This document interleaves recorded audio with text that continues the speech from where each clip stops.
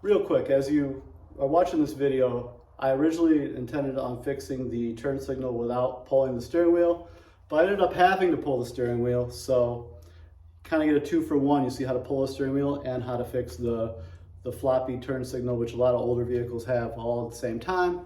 Hope you like it. If you do, please subscribe. Appreciate you guys checking me out. By the way, 88 Ram van, in case I haven't mentioned that, or I don't mention that in the video. Thank you guys. All right guys, so today we're gonna take a little break from my other SPL van to work on this van, which happens to be a 1988 mini Ram van. The same motor as my SPL van, very similar. This was an SPL vehicle itself, but it runs really good, so I've just been daily driving it. Now, while I've been daily driving it, I've had an issue where the blinkers just kind of broke, so it just kind of flops around. So today we're going to fix that. So I'm going to go through and show you a video of quickly how to get this assembly off and how to diagnose and fix this blinker issue. So to get started, what you're going to need: 1/4-inch socket wrench. There are 2 bolts on the back of the assembly right here, which you can see here in the picture. Remove those 2 bolts and this whole assembly should just slide right out.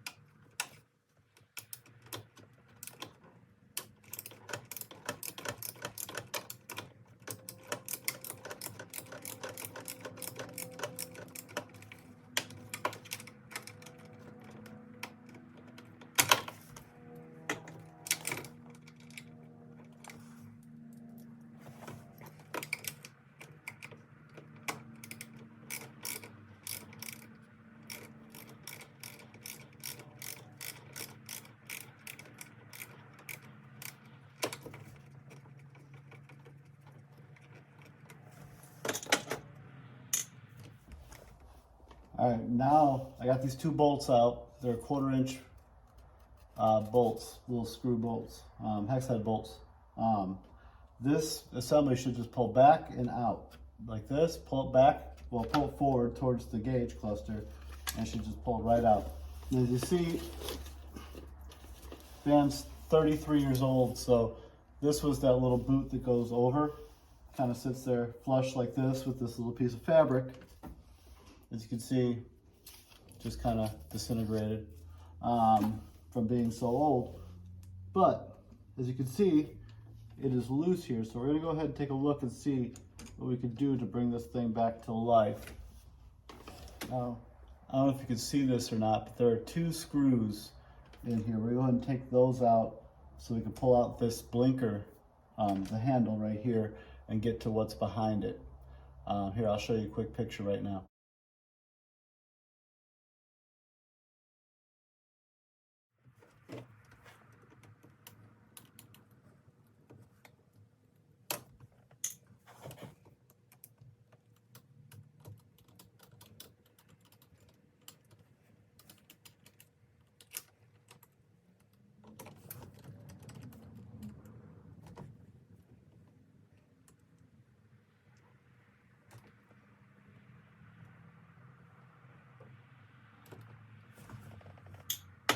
All right, so it looks like we're gonna have to take out these 2 pins right here as well.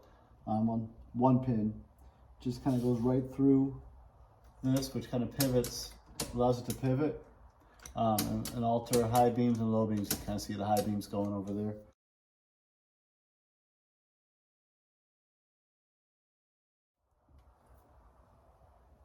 Well, I got the pin out that was holding this in. So let me show you kind of what's going on here. So, grab the keys. Got some tools I had to use to get this stuff out. So this essentially isn't holding. So it had broken off due to years of this being an SPL vehicle probably. But you can see, like, if I hold it in place up there, you can feel it lock in. See the turn signal's working? Here we go. See? The same thing for the other side. Turn signal's working. And then not. So, basically what happened, here, let me get you guys in here. So basically what happens, if you could see in here, there is a little piece. Let me see if I get my hand in here to show you. There's a little piece back in here. You see where it holds on, where it just kind of locks in. See right there? And it's supposed to hold the whole mechanism up. You can see there where it's been vibrating and rubbing on the column. But that piece that essentially holds this on is gone, if you can see it in there. So it just kind of dangles. Where we need to have it locked in right here so you could up or down to make the turn signals work. So let me see if I don't really want to pull out this whole column to fix this. Let me see if there's a way to fix this without pulling the whole column. All right, guys, I was really hoping it wasn't going to come down to that, but looks like I'm going to have to pull out the steering wheel to get into this mechanism if I want to fix it the right way. Now, if I wanted to fix it the wrong way, I'd go ahead and use some sort of epoxy JB weld, something like that, and cobble it together and probably make it work. But I actually drive this thing, so I want it to be safe, have turn signals and whatnot, so I'll go ahead and do it the right way.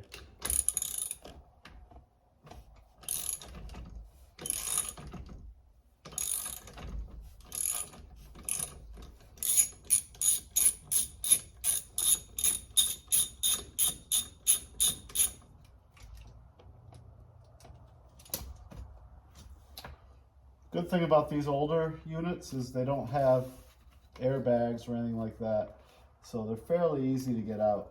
Guys, so in order to fix this the right way, like we talked about, I'm going to have to pull the steering wheel. So I went ahead and got my steering wheel puller all hooked up.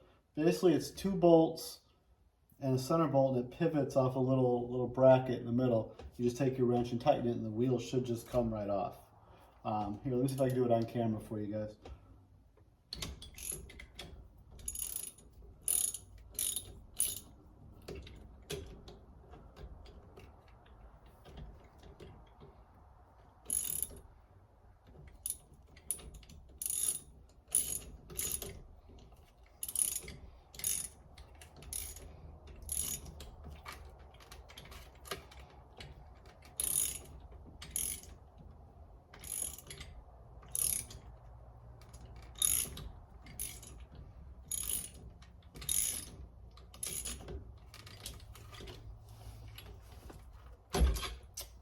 There you go, guys. That's how you get the steering wheel off. Then you can just kind of leave this hooked up, set it down. You just got to go down and take all the bracketry off until you get into the area where this piece is, which you can see there's a bolt right here, which I am going to tighten up. All right, guys, here you can see how that's moving that bolt. So we're going to go ahead and just tighten this up and see if just tightening this bolt up here will allow this to stay in position the way it should. I believe it should, so we're going to go ahead and give this a go right now, and let's see how it turns out. All right, sorry this is a little shaky. I'm going to see if I can get this for you. See how it's moving, like we were talking about before? So I went ahead and got a socket. I'm going to try and do it with my hand. So I'm holding this camera, so let's see if we can make this happen here. I don't think I can. Here. Yep, give me 1 second. You see how it's moving? I'm going to tighten this up and then I'll come right back to you. All right, so I tightened this up. As you can see right here, see now it's not flopping around like it should. Now watch over here. As this turns, it should turn this, which activates the turn signal. See?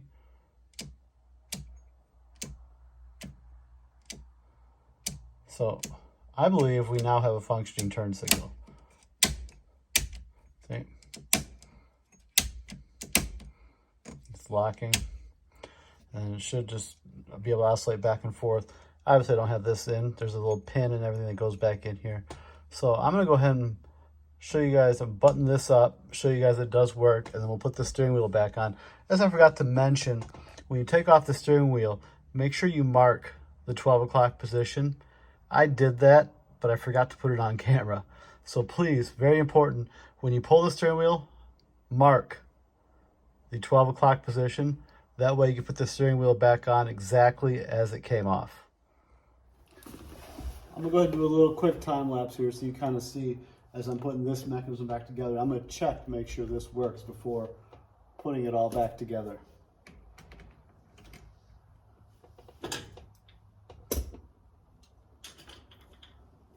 Pin.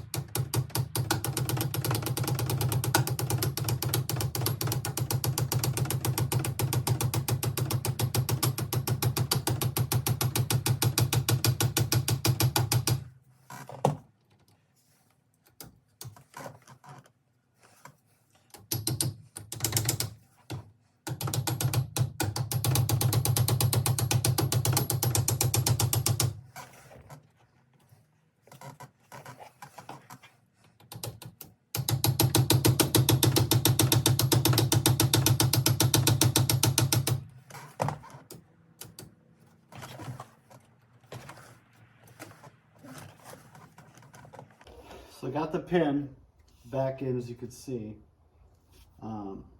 Make sure to tighten this back up. That's the handle that disconnected. Should be good.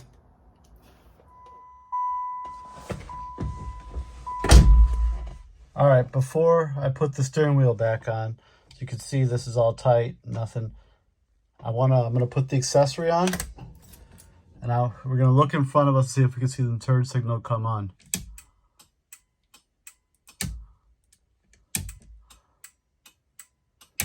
Let me see if I get it all in there for you.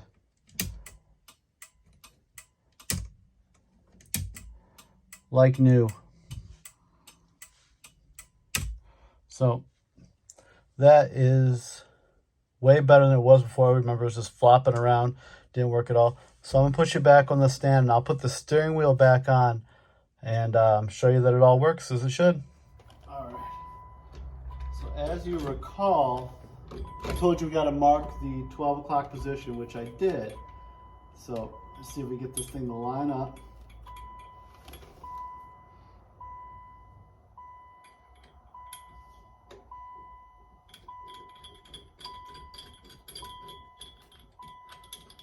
And we'll go ahead and put this steering wheel back on and make sure everything still works. I should probably turn the accessory off. So we'll go ahead and make sure that, get this off and put the steering wheel back on, make sure everything still works.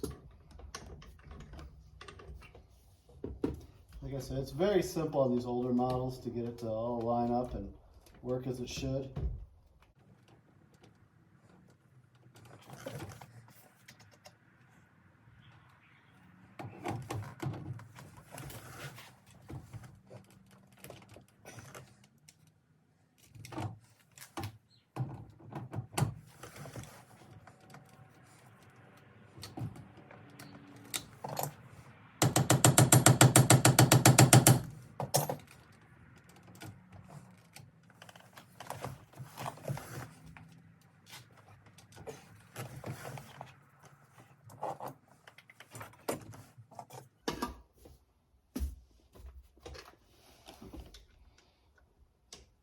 Goal is you gotta get back on farm so you get that nut to go on.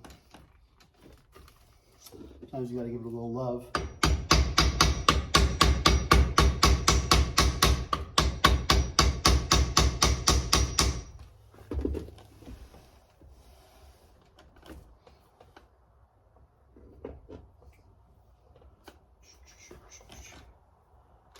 Once you can start tightening down that nut, you should be able to, it should pull itself on.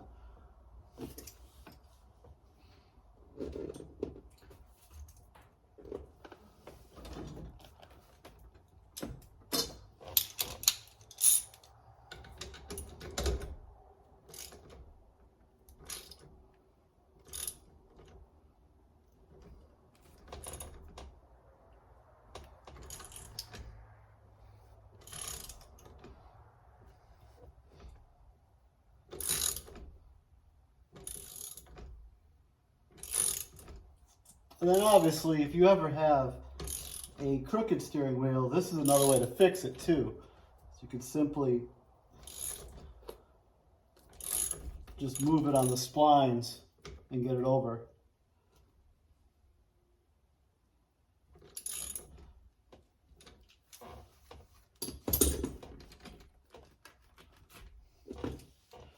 Pretty solid on there.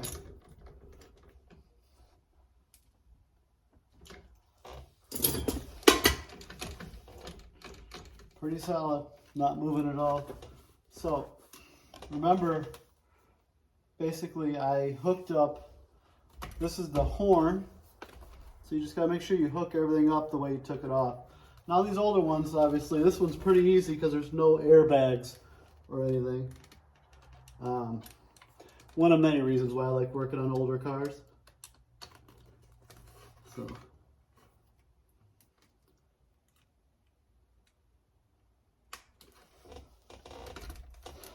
And then it should just rest on. Remember, there are 2 bolts that bolt on the back. Horn works. Go ahead and put those in there.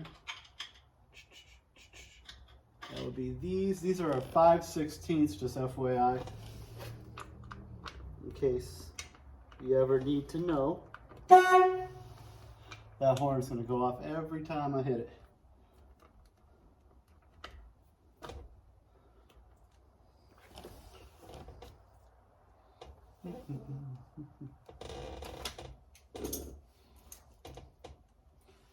And if you're anything like me, you lose all your tools all the time, and then you end up looking for them again. So this here should be the 5/16.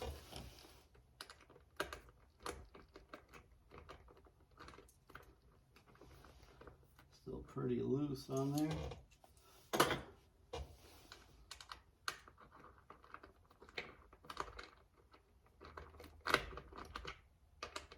I leave it a little loose, we'll get both sides in. Then we'll really tighten it down. That way we don't have to worry about one side being all cockeyed.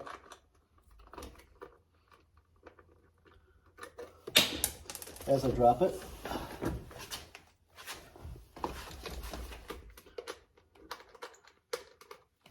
Just trying to get them finger tight, kind of, and then I will go back and drive them home. They're in on both sides, but I just like to make sure that they're somewhat even before I start torquing down on them. You know, you don't want to get them uneven.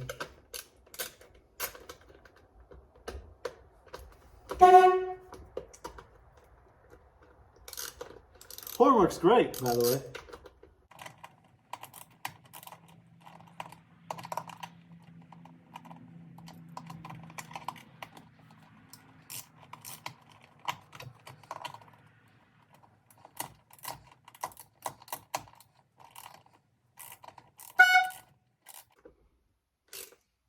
Now granted, this is not a one-size-fits-all. I mean, not all steering wheels come apart like this.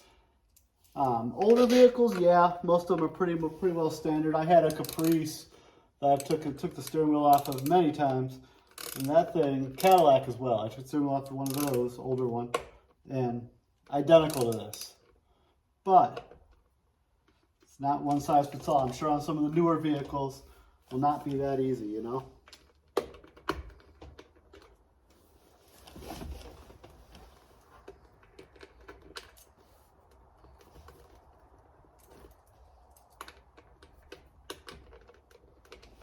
Anyways, let's go ahead and get this back on. Remember, on this, there are 2 1/4-inch screws that go in. You can either use Phillips head or you can use a 1/4-inch drive. We'll button it all up, and then at the end I'll show you that it all works. I've tested it, so I know it works, but I just want you guys to be able to see it as well. I didn't put the old dust cover and all that back on there because it was all disintegrated. Honestly, it's not a big deal. So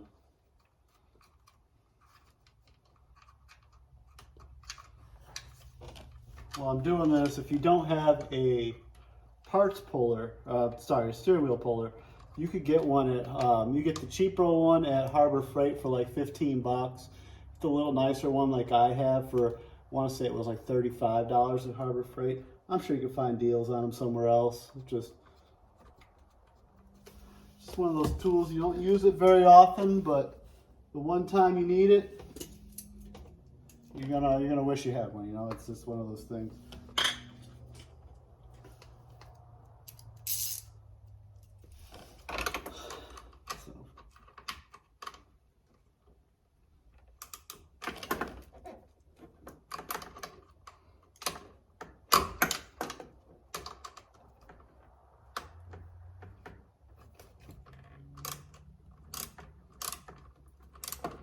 Now again, there's people that run without these on, that run without the covers on.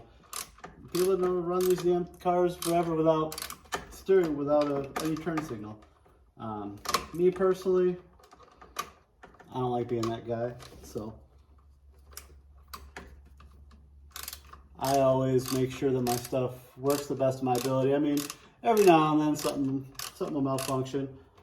I had an old Explorer that I couldn't keep the brake lights working in way back when, in my high school, college years. So it's what I could afford back then. Get that one in. Sucky thing about this is you always try and feel with your fingers. And once you get it on there, you just kind of hold it on, you know. Usually I try and mess around. I'll get my electric ratchet or whatever in here, but for the sake of trying to do with stuff that most people have sitting at their house, you just go manual for a day or two, or today I should say. All right, everything's tightened down now. I'm gonna turn it on. I'm gonna bring you guys in here and let you see, you know, everything's still working the way it should. All lights are off, so on and so forth. Actually, for being a 1988 Ram van, mini Ram van, this thing's been pretty solid. I drive it all the time. I mean, it's not the prettiest, but it's reliable. It's pretty good on gas. I get like 24 miles to the gallon with it. Anyways, let me go ahead and get you guys in here, and I'll show you it all works, and we'll wrap it up. All right, guys, so got this back on. Got the horn working still. As you can see over here, I didn't put that little protective crap back in because it was all torn apart. Not a big deal, whatever. But important thing is I got everything back on. The bolts I was talking about are right back here in these little pockets on each side. I don't know if you can see them too well or not, but here, I'll go ahead and show you. Remember, it was all floppy before. Now let's see if I get the whole thing in there. So you can see over there a little bit on the garage front, it is flickering. Same thing over there, you could kind of see it in the corner here as well. See? like new. Everything else works as they should. High beams as well, whenever you need to set those. Don't worry about that. Here, I could kind of show you really quick. Turn it on, purrs like a kitten, turns right off. See, turn signal's still working. So, pretty good van. Other than that, I mean, it's just something I drive daily for the most part. Just a good little tooling around vehicle. So that's how you fix the turn signal. It's a common problem on some of the older vehicles. So that's how you do it. Sometimes you could get it just in there. Other times you actually got to pull the steering wheel to fix it. It's a little bit more of a pain in the butt, but as you can see, it's not too bad. I did it. If I were to just work on it without stopping for videos or whatnot, I could probably have fixed this in about half hour to an hour. All right, guys, as you saw, this was the van I went ahead and worked on. It's an 88 mini Ram. Most of this could have been done for about an hour worth of time, and if you have the parts, it was free. Pretty much just pulled the steering wheel, fixed the tightened down the turn signal, put it back on. It's a typical issue with older vehicles with the vibration, and over the years you see a lot of older restorations need to do the same thing where it just flops. Pretty typical. It's a pretty quick fix. Sometimes you get it without pulling the steering wheel. Sometimes you do actually have to pull the steering wheel, as you saw there, which was not my original intention. So if you like this video, like to see stuff about car audio, any kind of car repairs, other stuff that I do around as I see it, and I figured it might be helpful for somebody somewhere down the line, you'll see me go ahead and post a video of it. It may not always be car audio, auto related. I'm gonna try and mix it up a little bit. Some of the stuff I work on around the house, because I like to, you know, tool around with my hands on my days off, and I got a lot of vehicles laying around with a lot of problems, so you'll probably see a lot of the same, but I'll work on some other stuff too. If you do like that, please hit the subscribe button below. Thanks again, guys.